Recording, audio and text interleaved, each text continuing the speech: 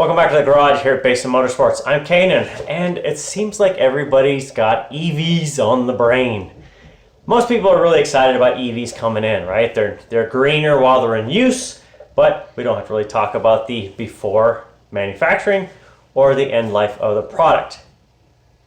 But that's got me a little bit concerned. Not really the positivity of it, but what happens to some of the other things that are car related once EVs start showing up. One of those byproducts that I think is going to be affected or has a potential being affected is the Cannonball Run. Now, some of you are going to be very familiar with the Cannonball Run, but if you're not, here's a little bit of a history. Back in 1933, way back last century, there was this guy, and his name was Erwin George Baker. His nickname? You guessed it, Cannonball. Well, he is the first one to be documented to travel across the country on the nation's interstates, going from New York down to California. Now, he's the first one to make the 2,800 mile trek coast to coast. That original trek took him 53 hours and 30 minutes. Now, if you fast forward a little bit up to 1971, Brock Yates made it the household name. He was then an editor back in the media and decided to make it kind of like an event. So that was where Cannonball Run first came in. Now, back when I was a youth, there was this movie called The Cannonball Run back in 1981. And of course, I was 6 years old, kind of was into cars, but that movie really piqued my interest. Of course, a lot of other people got involved in Cannonball Run between 1981 and 2020 when the current record was set of 25 hours and 39 minutes. That is an average speed of 110 miles per hour across all 2,800 miles. Now, if you're unfamiliar with the course of the Cannonball Run, it starts in the Red Bull Garage in Manhattan, New York, and ends at the Portofino Hotel and Marina in Redondo Beach, California. Now, those are the only starting and end points. How you get there is really up to you. So I started thinking about it. Concerning EVs, can an EV even try to complete the Cannonball Run? Now, of course, I think when you think of a EV brand, Tesla is going to be the one that comes to mind.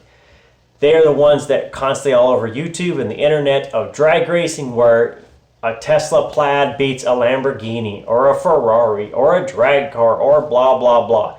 Teslas are kind of the thing that is seen as the performance car in the EV world. But could a Tesla even complete the course for the Cannonball Run? So the first answer to that is yes, it could complete that. If you go to Tesla's website, they have a route calculator. If you put in Manhattan, New York as a starting point and Redondo Beach, California as an end point, there actually is enough Tesla chargers to get from New York down to California. The next question you're going to have to ask is if an EV can actually make enough charging stations along the way. Now, I looked up to see how fast Teslas could actually go, and a Tesla Plaid is listed as having a 200 mile per hour top speed. Now, the only thing, the caveat to that is that I see that the Plaids have 21 inches wheels, which are listed as 163 miles per hour as a top speed. The next thing you have to wonder is how long is a Tesla battery going to last at maximum speed? I was able to find a journalist that did a Tesla speed on a full charge, which is rated at going 400 miles on average. They stayed at a continuous 70 miles per hour and got around 290 miles on that range. Now, what happens if you take that Tesla and push it to the maximum speed it can go? Nobody knows. I couldn't find it anywhere.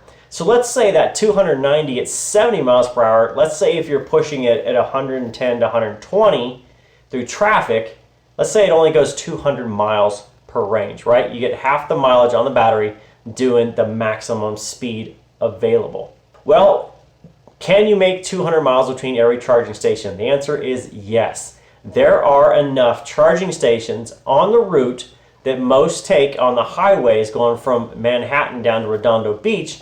You could actually do it in a Tesla. There are enough charging stations. Now, along the way, you start having to count out each 200 mile block. That's going to give you 15 stops along the way to recharge. Now looking at this, according to Tesla, a dead battery on a Plaid takes approximately 25 minutes to fully charge. So you're going to add in approximately 6.25 hours of charging alone just to make this course. Now if you think about the record that currently is set at just less than 26 hours from coast to coast on a gasoline engine, if you take out the 6 hours alone, that car, that Tesla, in order to make it to be competitive with a gasoline engine, it's going to have to average 145 miles per hour just to be competitive because it takes so long to recharge the battery.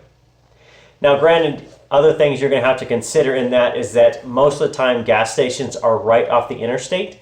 Charging stations are not. You're going to have to go into a lot of times into an urban setting to find one at a grocery store or wherever it's going to be. So it's going to add in extra time. Now, as I can imagine, traveling a Tesla at 145 miles an hour average, just trying to keep up with a gasoline car, especially one with a loaded extra large gas tank, it is going to be hard to beat. So I started thinking about the things of an EV. Are EVs going to start killing off things like the Cannonball Run?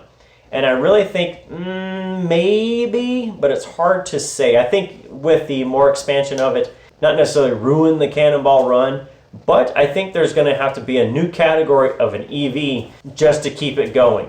So you've got the categories now of like single driver, dual drivers, you've got round trips there and back.